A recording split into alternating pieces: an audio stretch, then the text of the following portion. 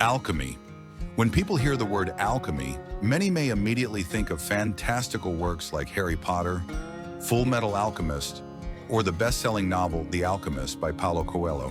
And to the general public, alchemy might seem like nothing more than a product of imagination, a branch of ancient mysticism filled with mystery and fantasy. Yet beneath the surface of history, alchemy is far more than myth. It once stood as a comprehensive system of knowledge, blending philosophy, religion, science, and spirituality, and it existed across many great civilizations, from ancient Egypt to the Islamic Golden Age, and later flourished during the European Renaissance. Even titans of intellectual history, such as Isaac Newton, a symbol of modern science, and Carl Gustav Jung, the father of analytical psychology, devoted years of their lives to studying alchemy in depth. In fact, many groundbreaking scientific discoveries were born out of the quest for the philosopher's stone and the truths hidden within alchemical symbols. Even modern medicine and chemistry once emerged from the shadows of the alchemist's laboratory. So, what exactly is alchemy? What role did it truly play in shaping human thought? And what symbols and philosophies has it left behind for future generations? Join Stories Before Sleep as we embark on a journey to uncover the hidden world of alchemy. An overview of alchemy, ancient Egypt. The origins of alchemy can be traced all the way back to ancient Egypt, around 1500 BCE. At that time, Egyptian physicians and temple priests often prepared medicines and minerals, and among their efforts was the search for an elixir of immortality for the pharaohs. These early practices laid the very foundations of what would later become alchemy. The word alchemy itself derives from the ancient name for Egypt, Kemet, meaning the Black Land. This was how the Egyptians referred to their homeland, alluding to the fertile black silt that lined the banks of the Nile, where life was reborn after each seasonal flood. Kemet was not merely a geographical label, but a symbolic concept, one of fertility, rebirth, and transformation, core themes that would define the philosophy of alchemy.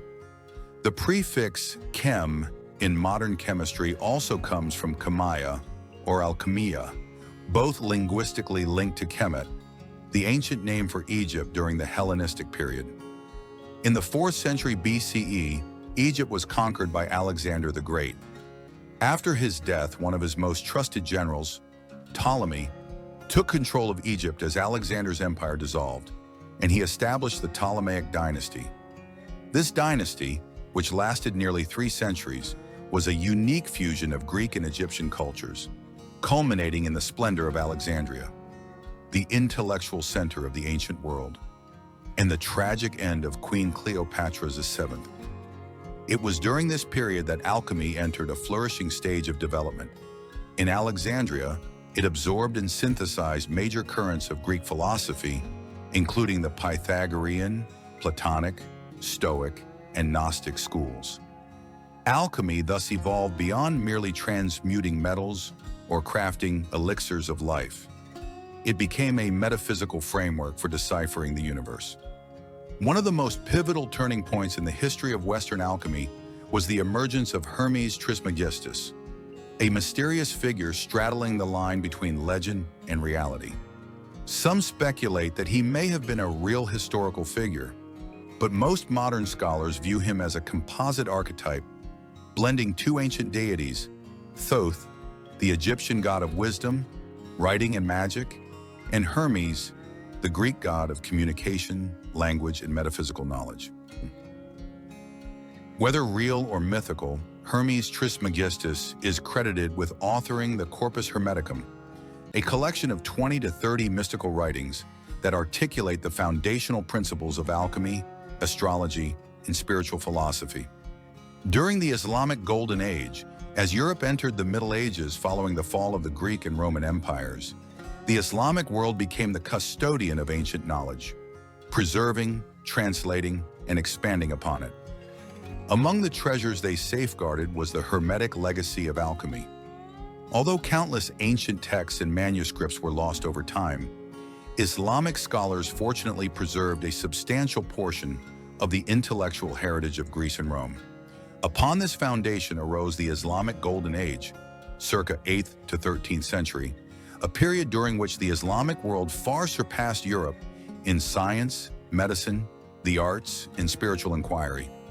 Intellectual capitals such as Baghdad, Cairo, and Cordoba became global centers of learning, where classical works were translated, studied, and expanded upon. Among these were numerous texts on alchemy, which were preserved, rendered into Arabic, and played a pivotal role in transmitting Hermetic thought and ancient wisdom to Europe in later centuries. Amid this flourishing revival of scientific knowledge, one name stands out prominently: Jabir ibn Hayyan, 8th or 9th century, often hailed as the father of Arabic chemistry and one of the most influential thinkers in the entire history of alchemy. Building upon Aristotle's theory of the four elements, earth, water, air, and fire, Jabir expanded the framework by assigning to each element four fundamental qualities: hot, cold, moist, and dry. He proposed that all matter was composed of varying ratios of these qualities. From this, he developed a bold hypothesis. If the proportions of these qualities could be altered, one substance could be transformed into another, such as converting base metals into gold. Jabir ibn Hayyan did not stop at theory. He conducted extensive experimental research, and his writings contain detailed descriptions of techniques such as distillation, crystallization, filtration, and metallurgy, methods that laid the groundwork for what would eventually become modern chemistry. He is credited with refining the retort, the forerunner of the modern distillation apparatus. Moreover, Jabir was the first to successfully isolate key inorganic acids, including sulfuric acid, nitric acid, and hydrochloric acid, substances previously unknown to the world, yet today form the very backbone of the modern chemical industry. By the 12th century, Latin translations of Jabir ibn Hayyan's works, known in the West by his Latinized name Geber, began to spread from the Islamic world into Europe through translation hubs in Spain and Sicily. From there, his alchemical and chemical legacy contributed immensely to the intellectual awakening of the European Renaissance. However, at that time, Europe was under the tight control of the Catholic Church, and all matters related to mysticism, pagan knowledge, or witchcraft were strictly monitored. The widespread witch hunts and inquisitions across the continent reflected the deeply hostile attitude of medieval society toward anything associated with the occult. One of the most prominent alchemists of the Middle Ages was Saint Albertus Magnus, a Catholic Dominican friar and also the teacher of Saint Thomas Aquinas. He was a pioneer in the effort to reconcile alchemy with Catholic theology, striving to pursue natural knowledge without having to abandon his Christian faith. Albertus Magnus did not see the principles of alchemy as heretical. Rather, he believed they were part of the natural order created by God, and therefore could be studied within the framework of Christian doctrine. During this time, alchemy did not exist openly. It persisted as a hidden art within religion, transmitted through symbols, metaphors, and allegorical imagery as a way to circumvent ecclesiastical censorship. And it was in this very darkness, like a seed lying dormant beneath the soil, that alchemy continued to be nurtured, until it eventually grew and blossomed into a brilliant tree of knowledge under the light of the Renaissance. The Renaissance. Alchemy experienced a powerful resurgence as part of the Renaissance movement to revive the ancient knowledge of Greece and Rome. The spirit of returning to the origins drove Western scholars to seek out the Corpus Hermeticum and Arabic translations of alchemical texts from the Islamic world. No longer hidden in darkness, alchemy became a public field of study, attracting wide interest from intellectuals, artists, and even members of the political elite. Renaissance alchemists were not merely monks or healers, but also philosophers, scientists, astrologers, artists, painters, and architects. It was common during this era for a single individual to master multiple disciplines, blending art, science, and spirituality. A quintessential example is Leonardo da Vinci, the embodiment of the Renaissance ideal of the universal man. One of the most renowned alchemists of this period was Paracelsus, 1493-1541, who transformed alchemical principles into the foundation of modern clinical medicine.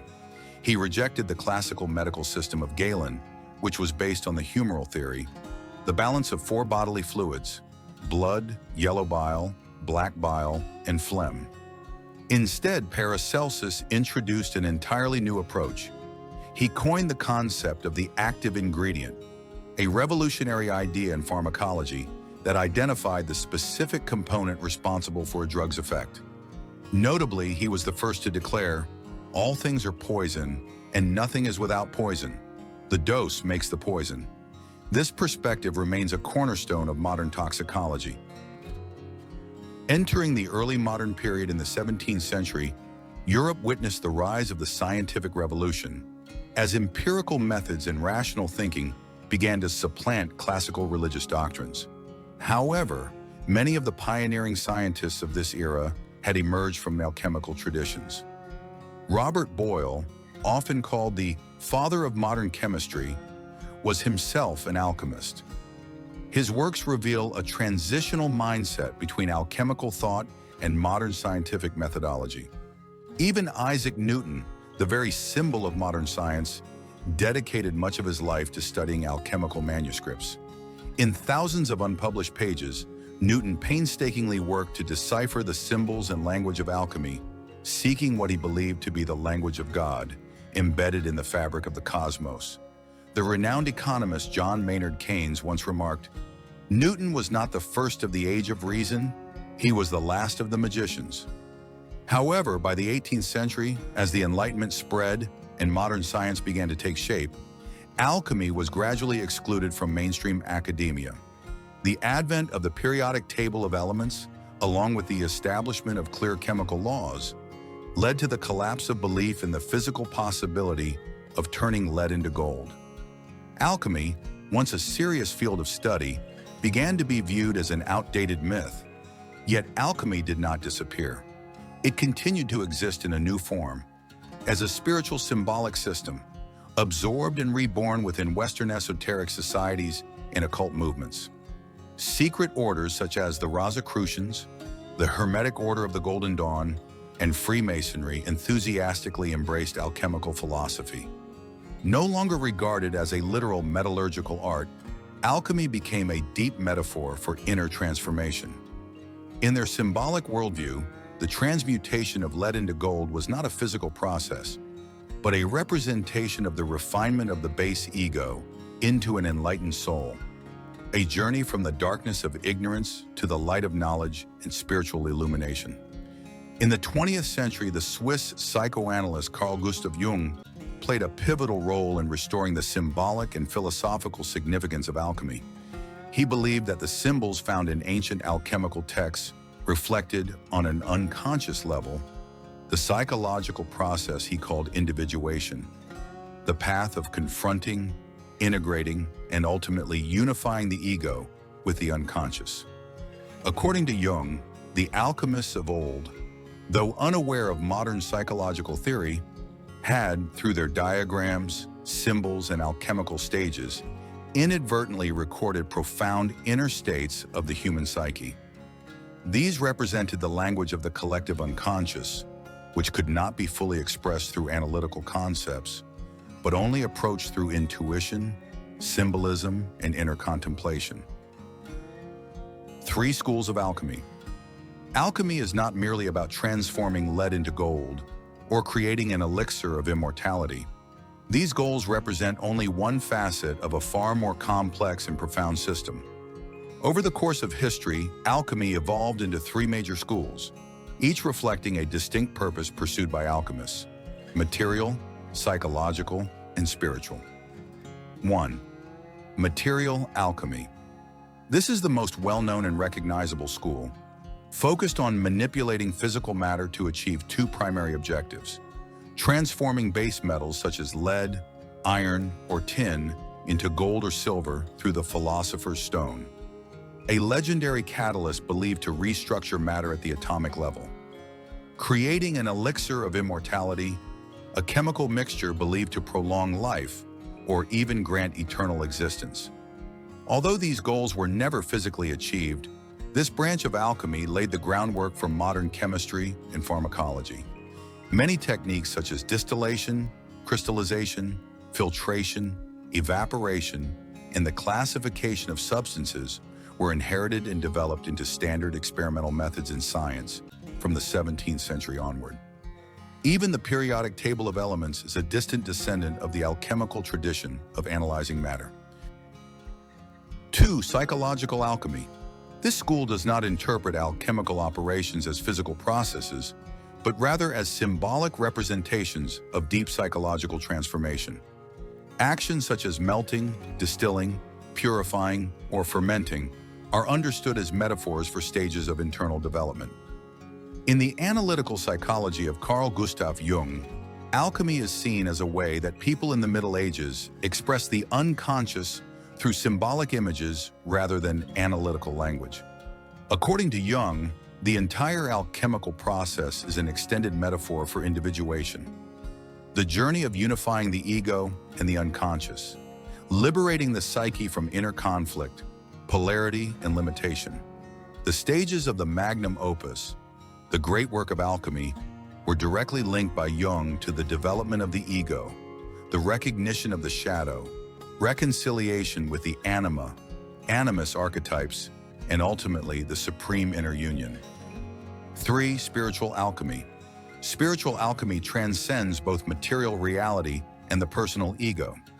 The aim of this school is ultimate spiritual enlightenment and union with the Logos, the supreme ordering principle of the universe. This concept is akin to Ein Sof in Jewish mysticism or the Tao in Eastern Taoist philosophy. According to this school, the philosopher's stone is not a chemical substance, but rather a symbol of spiritual liberation. When complete spiritual transformation is achieved, a person becomes whole, united with universal truth, and liberated from the cycle of suffering and rebirth. Magnum Opus, the ultimate transformational journey. All branches of alchemy, particularly psychological and spiritual alchemy, are based on a classical symbolic model known as the Magnum Opus, or the Great Work. This transformative process is divided into 4 primary stages. 1. Nigredo, blackening, the dissolution of the ego, facing the shadow, suffering, and internal chaos. This is the darkest phase, often associated with psychological crisis, anxiety, and depression. 2. Albedo, whitening, the purification and refinement of the soul after the baser elements have been burned away. This stage symbolizes spiritual awakening, clarity, and inner honesty. Once the impurities are reduced to ash, what remains is the white essence, the purified core. 3. Citrinitas, yellowing, the phase of spiritual illumination in which reality is illuminated through intuition.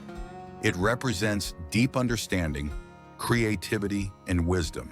However, since albedo and citrinitas often symbolically overlap, many traditions combine them into a single stage. 4. Rubedo, reddening, the final stage, achieving union between the soul and the divine. This is the moment when the philosopher's stone is formed, symbolizing enlightenment and spiritual rebirth. Rubedo represents the highest level of spiritual transformation and realization. It is important to note that the Magnum Opus is not a linear path of spiritual ascension like in Eastern cultivation systems, but rather a cyclical process of transformation and return. The Ouroboros cycle, the symbol of eternal recurrence. The Magnum Opus is not a one-way journey. After each attainment of Rubedo, the practitioner must return to Nigredo, repeating the cycle. This process is symbolized by the Ouroboros, the serpent devouring its own tail, representing perpetual renewal, reincarnation, and the ceaseless evolution of the soul. In spiritual alchemy, the Magnum Opus is often divided further into 7 symbolic stages, frequently found in European alchemical texts: calcination, dissolution, separation, conjunction, fermentation, distillation, coagulation. The 3 branches of alchemy, material, psychological, and spiritual, are not contradictory paths, but rather interwoven layers of the same transformational journey. From reshaping matter to refining the psyche, to achieving spiritual enlightenment, alchemy is a profound symbol of human evolution, encompassing both the physical world and the inner cosmos. The four classical elements in Western alchemy. Since the 5th century BCE, Greek philosophers such as Empedocles and Aristotle laid the foundation for the theory of the four classical elements: earth, water, fire, and air.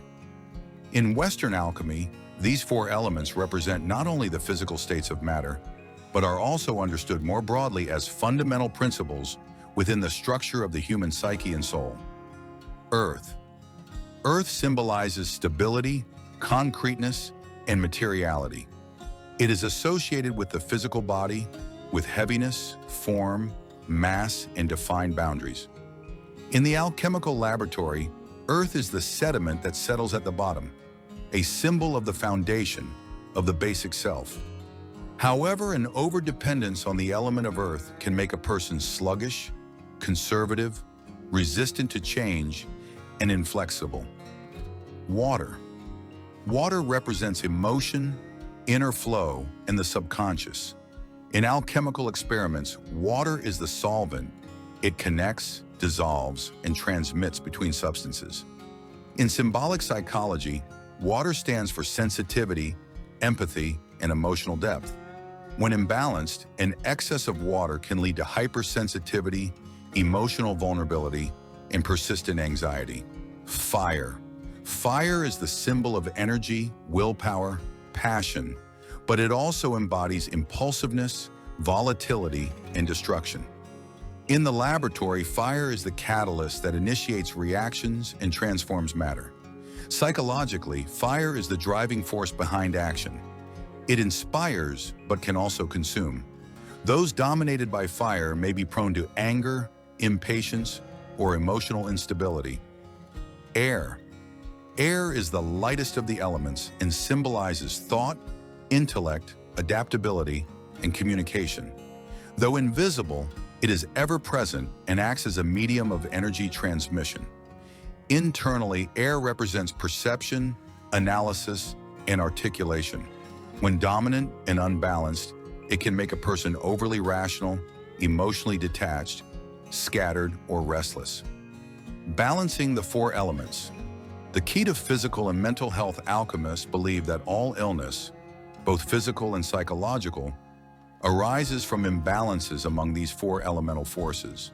For example, a person overly rational and emotionally detached, air overwhelming water; a person quick to anger and impulsive, excess fire; a person anxious or depressed, water overflow; a person slow, rigid, or resistant to change, earth too heavy. Thus, the goal of inner alchemy is not merely the transformation of matter, but also the restoration of elemental balance within the soul, helping individuals attain complete harmony of body, mind, and spirit. The fifth element, ether, quintessence. By the 8th and 9th centuries, a new concept began to appear in Islamic alchemical texts. The fifth element, that which transcended the four classical elements of earth, water, fire, and air. The Greeks called it ether. In English, it is often referred to as quintessence, literally meaning the fifth essence.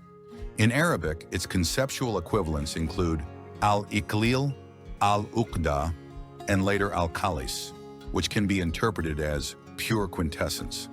This concept shares similarities with the Taoist notion of Jing, the essential and enduring essence of life, the nature of ether. Unlike the other four elements, ether does not belong to the physical world. It is considered to be the substance of the soul, the essence of empty space, the presence within immutable void. The bridge between matter and spirit. Ether has no concrete form and cannot be perceived by the senses, yet it exists as the underlying substrate that permeates all forms of life, from biological bodies to immortal souls. Later in Renaissance alchemical writings, ether became a core component in the creation of the elixir of life, the Philosopher's Stone. These two symbols were not only associated with physical immortality, but also represented the absolute union of body, spirit, and the divine, the ultimate goal of spiritual and hermetic alchemists. Tria Prima, the three core principles of alchemy, while the theory of the four classical elements, earth, water, fire, and air, laid the foundation for understanding physical matter from a natural philosophy perspective, Renaissance alchemists, particularly Paracelsus, developed a complementary system known as Tria Prima, or the three fundamental principles, to explain the deeper nature of both matter and soul. 1. Salt. Salt symbolizes the physical aspect, the body or material structure of all things. It represents stability, preservation, solidity, and immutability. In the laboratory, salt is the precipitate, the solid residue that remains after reactions, reflecting fixity. Spiritually, salt stands for the structure, boundary, and form of the physical body. 2. Sulfur. Sulfur represents the soul, the dynamic element of combustion, desire, willpower, and internal emotion. It is the transformative force, giving rise to individuality and distinct identity. In practical alchemy, sulfur is the combustible principle, symbolizing energy and the driving force of life. In philosophy, sulfur connects the individual to the aspiration to transcend the self. 3. Mercury.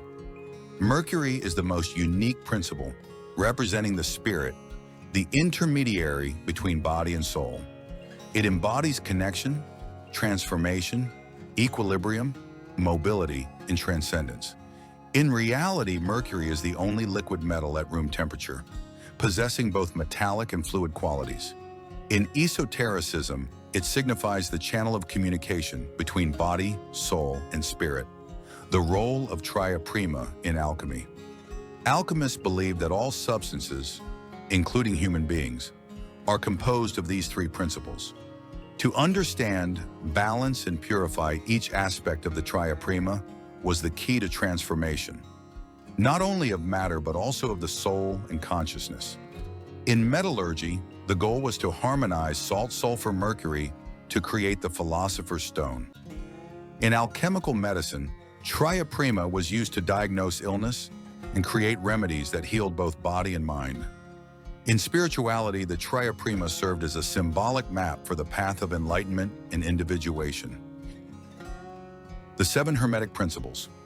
The core of esoteric philosophy, the 7 Hermetic Principles, are presented in the work The Kybalion, a text first published in the early 20th century.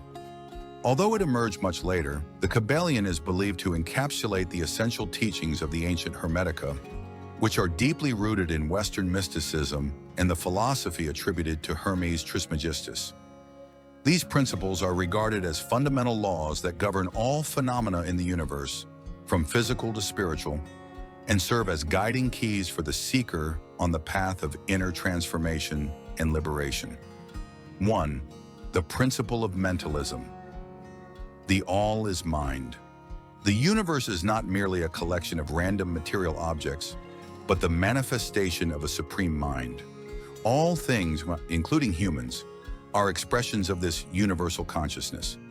This implies that reality is mental, and by changing your mindset, you can change your world. 2. The principle of correspondence. As above, so below. The macrocosm and microcosm operate under the same laws. The structure of the external universe mirrors the structure of the human inner world. The movements of stars and planets reflect atomic structures, and even the human psyche. 3. The principle of vibration. Everything vibrates. From atomic particles to thoughts and emotions, all things are in constant motion, vibration, and oscillation. Nothing is absolutely still. Your ability to alter vibrational frequency allows you to shift states of consciousness and access different layers of reality. 4. The principle of polarity. Everything is dual. Every phenomenon contains its opposite. Light and dark, hot and cold, love and hate, good and evil. These opposites are not enemies, but two ends of the same spectrum, and they can transform into each other. Understanding and integrating polarity is essential for spiritual development. 5. The principle of rhythm. Everything flows out and in, just like tides, seasons, emotions, and consciousness. Everything moves in cycles and rhythms, rising and falling, opening and closing. Recognizing rhythm helps you regulate emotions and avoid being swept into extremes. 6. The principle of cause and effect. Every cause has its effect. Every action brings about a consequence. Every effect has an underlying cause. True randomness does not exist. Chance is merely the name for an unrecognized cause. The adept seeks to master cause rather than be a slave to effect. 7. The principle of gender. Gender is in everything. Every phenomenon contains both masculine and feminine principles, not in the biological sense, but as archetypal energies of creation and receptivity. Masculine, yang; active, logical, directive, creative feminine, yin; receptive, intuitive, nurturing, generative.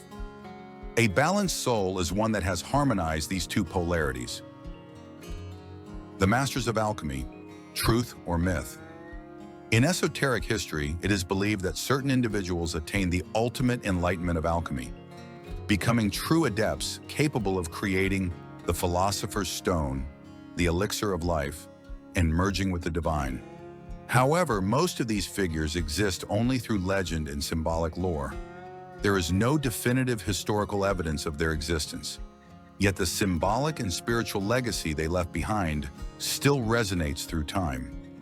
Those believed to have completed the Magnum Opus in alchemy. In the history of Western esotericism, several legendary figures are believed to have reached the pinnacle of the alchemical path, completing the Magnum Opus, the great work of purifying both matter and spirit, and even successfully creating the Philosopher's Stone and the elixir of life. Though the historical authenticity of these claims is widely debated, these individuals remain immortal symbols within the Hermetic tradition. 1. Hermes Trismegistus, the thrice greatest Hermes. Hermes Trismegistus, known as the thrice greatest Hermes, is regarded as the Laozi of the West, a composite figure merging the Greek god Hermes and the Egyptian god Thoth. He is the legendary author of the Hermetica, a collection of philosophical, theological, and mystical texts considered to be the foundational scriptures of Western alchemy. He is believed to have completed the Magnum Opus, achieving total union with the Logos, the ultimate cosmic principle. This divine integration is said to be the reason his existence transcends time and space, existing in a realm between myth and reality. 2. Nicolas Flamel, the legendary French alchemist. Nicolas Flamel was a real historical figure who lived in 14th century France. Originally a scribe and bookseller, he lived a modest life until the 17th century, when posthumous texts began to claim that he had deciphered a mysterious ancient manuscript written in symbolic code, known in legend as the Codex, and had thus completed the Magnum Opus. According to the legends, he successfully created the Philosopher's Stone and the elixir of life, and lived in seclusion with his wife, possibly to this day. Although many scholars believe these stories were fabrications, Flamel remains a quintessential archetype of the true alchemist, one who attained transformation both materially and spiritually. Today, the house believed to have belonged to Flamel still stands at 51 Rue de Montmorency, Paris, a real location. The tombs of Nicolas and his wife also exist, but both are empty, further fueling the myth of his immortality. 3. Artephius, the immortal alchemical master. Artephius is a mysterious figure of uncertain identity, said to have been born in the 1st or 2nd century AD and to have died in the 12th century. In his work, The Secret Book of Artephius, he claimed to have completed the Magnum Opus and created an elixir of longevity. However, unlike Flamel, Artephius did not achieve eternal life, but was only able to extend his lifespan by over 1,000 years. He claimed to have lived through the centuries thanks to this elixir. Though likely symbolic or mythical, Artephius is frequently mentioned as one of the immortal adepts in the Hermetic tradition. While scientific evidence for such achievements is lacking, figures like Hermes Trismegistus, Nicolas Flamel, and Artephius continue to symbolize those who have completed the great work. The transformation of matter, soul, and spirit through alchemy. They inspire not only occult traditions, but have also found their way into popular culture, from Harry Potter to modern spiritual philosophies. Alchemy, whether seen as science, philosophy, or spirituality, has never simply been the art of turning lead into gold. It is a mirror reflecting humanity's deepest longing, the pursuit of truth, the understanding of the self, and the yearning to touch the sacred beyond the material form. From ancient laboratories to encrypted manuscripts, from anonymous monks to revered luminaries, alchemy lives on, not in crucibles or burning coals, but in the very journey of awakening within each individual. For the greatest philosopher's stone lies not somewhere far away, but within, the refined self, pure, integrated, and unwavering amid life's ceaseless transformations. If you found this content meaningful, don't forget to like, share, and subscribe to the Stories Before Sleep YouTube channel for more explorations into mysticism, symbolism, ancient philosophy, and the hidden truths of human history. And don't forget to turn on notifications so you won't miss our upcoming videos.